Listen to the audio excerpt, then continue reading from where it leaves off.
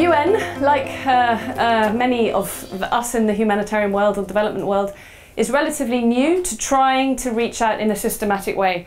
We're quite good at individual, vertical relationships with specific businesses, often for fundraising or specific in-kind things, but reaching out in a more horizontal way to collaborate around shared values, shared objectives is much more challenging. And it's not only challenging because business speaks a different language, because business is different, it's other, but also because there are institutional barriers in the humanitarian community itself which prevent and disincentivize these types of partnerships. And what we found was quite interesting. So this is the mapping of all of those 4 case studies of specific business partnerships that we found in those 4 emergencies. And you'll see they're clustered really in 3 industry sectors: telecoms and ICT, and those of us who were just in the ICT discussion will understand why, banking related and microinsurance. So there was a lot of areas of humanitarian response where there weren't these business partnerships which we think could add value. The main benefits are obviously clear. It's more resources to address humanitarian need.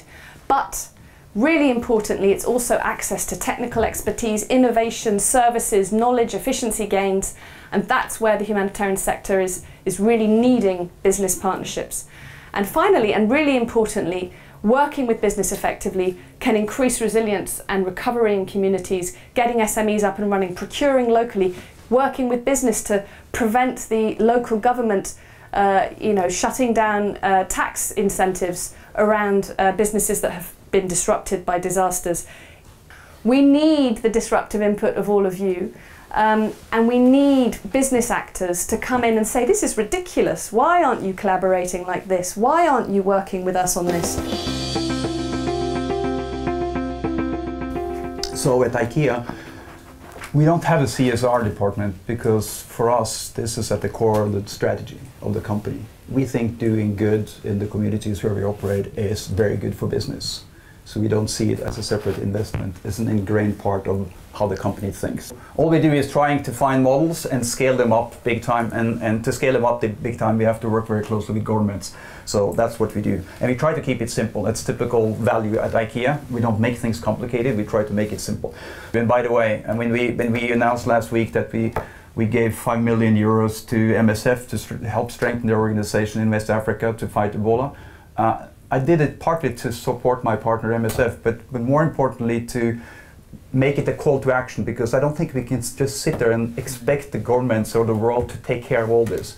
I think the private sector has to get involved, because this is such a big problem that if we don't get involved, we're not going to be able to contain this problem. And some of the organizations that we work with have had the opportunity to learn from the organization. So that's not about money, that's about knowledge and insights and better help our partners improve their operations.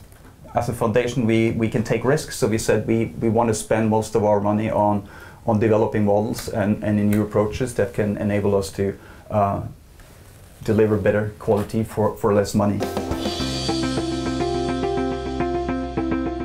So if I allow myself to take the example of Lombardier and Fondation Lombardier, we have been a founding member of the corporate support group, so we have been for a long time in what I would call pure philanthropy.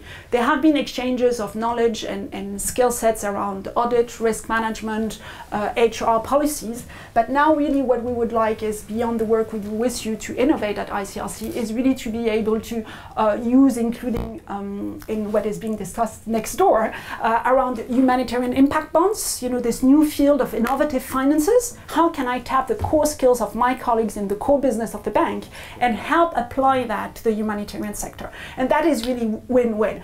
So this is really the win-win model, where not only you help an organization innovate or find better solution to its issues, but you also help the business innovate itself. And there, both partners, or even all the partners, actors, when there are multiple actors, need to understand what is their own case for collaboration. Why does it make sense? Why should we engage? And why does the other party want to engage? And then, very importantly, and we heard it throughout, and I know there is another session on leadership, you need to find the right champions. Obviously at the top of each organization, but also in the ranks, you need to find the people who are ready to fight, to put their neck out, to be at risk.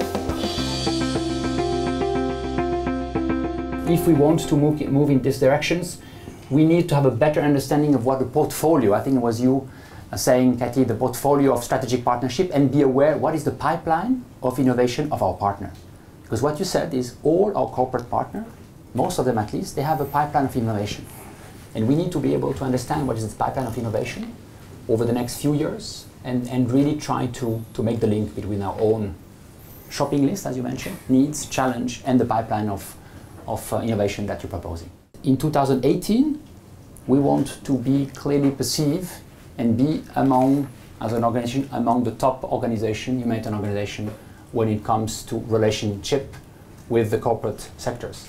So it means that if we want something concrete, is one of the indicators of success is that we'd say in the next 6 months that some of our people in the field, they will find that what we propose was interesting, that they feel also that we give them a space to innovate. I think that will be something important. There is a platform, there is an element around the field which I think is a critical key factors in terms of success.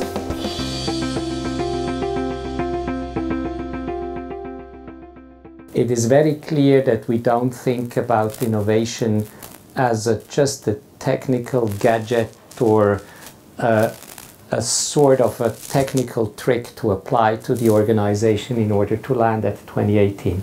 We can't expect after such a day that we have 150 ideas on projects, but we can expect from such a day that it helps us think on how to design where possible interests are, how we could approach in order to find the partnerships, the projects, the activities in the future.